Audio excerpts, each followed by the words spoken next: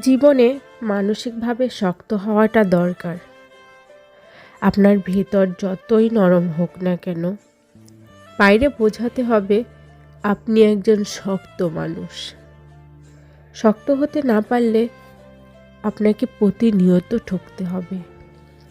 নিজের ভেতর আত্মসম্মানবোধ, ইগো কিংবা মূল্যবোধ থাকা উচিত। খেয়াল করলে দেখবেন যারা ঠকে যায় তারা বরাবরই নরম মনের মানুষ। শক্ত মনের মানুষকে কখনো ঠকাতে পারে না কেউ। সব কিছু রিভেঞ্জ অফ নেচার অর্থাৎ প্রকৃতির প্রতিশোধের উপর ছেড়ে দিতে নেই। কিছু বিষয় আপনার নিজেরও প্রতিশোধ নেওয়ার দরকার আছে।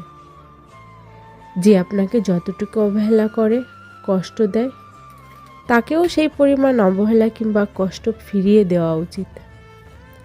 জীবনে ভালো থাকার জন্য হলেও একটু কঠোর হওয়া দরকার।